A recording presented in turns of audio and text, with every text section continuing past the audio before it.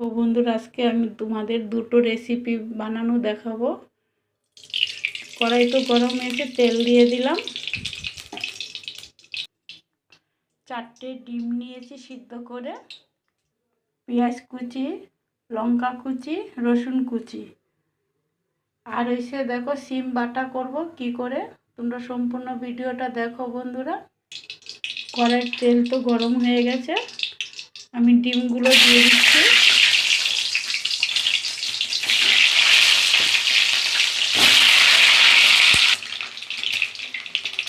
একটু লবণ দিয়ে দিলাম, একটু হলুদ দিয়ে দিলাম,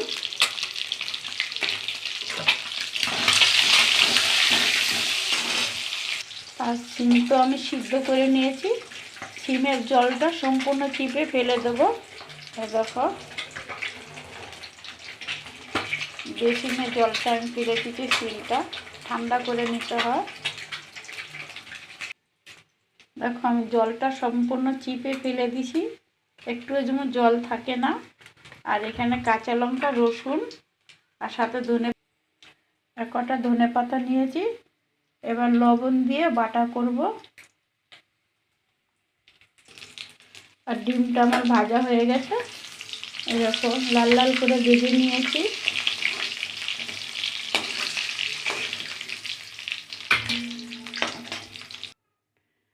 ডিম ভাজা তেলের মধ্যে পেঁয়াজটা দিয়ে দেবো, লাল লাল করে ভেজে নেব। ডিমের আজকে 2 পেঁয়াজি বানাবো। দেখো বন্ধুরা আমি কী করে বানাই, কোনো মশলা বাটা দেব না।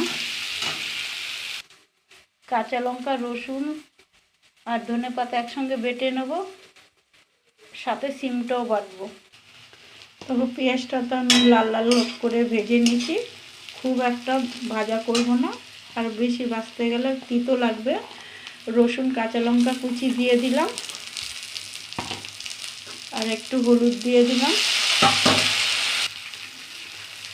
আর একটু গোলমরিচের গুঁড়ো দিয়ে দিচ্ছি। আর কিছু মশলা দেব না, একটু জল দিয়ে দিচ্ছি, ভালো করে কষিয়ে নেব। মশলার তো কাঁচা গন্ধটা চলে গেছে, আর মশলার থেকে তেল বেরিয়ে গেছে। এবার আমি জল দিয়ে দিচ্ছি। এবার ভালো করে ফুটলে পরে ডিমগুলো দেব। গ্রেভিটা তো ফুটে গেছে, এবার আমি ডিমগুলো দিয়ে দিচ্ছি।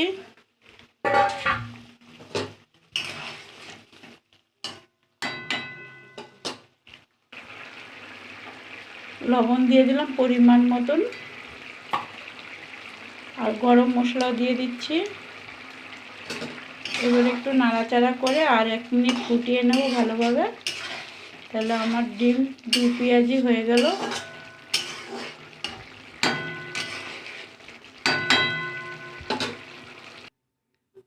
দেখো বন্ধুরা, এরকম একটা সিম বাটা করলে আর কিছুই লাগে না, তেল মশলা কিছুই লাগছে না।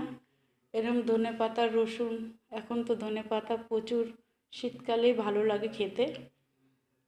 এরকম বাটা করছি আজকে। দেখো রসুন দিয়ে বেটেছি, আর অন্যদিন তোমাদের নিরামিষ বাটাও দেখাবো। আর দেখো 2 পেঁয়াজি ডিমের কাই। আর এখানে দেখো গরম গরম ভাত বন্ধুরা, গরম গরম ভাত। আর এরকম একটা সিম বাটা করলে আর কিছুই দরকার নাই। এই যে আমার রাত্রের রেসিপি বন্ধুরা, কেমন হয়েছে কমেন্ট করে বলো। আর তোমরা ভালো লাগলে একটা লাইক শেয়ার করো। আবার পরের ভিডিও দেখাবো তোমাদের নতুন কিছু এনে। টাটা বন্ধুরা।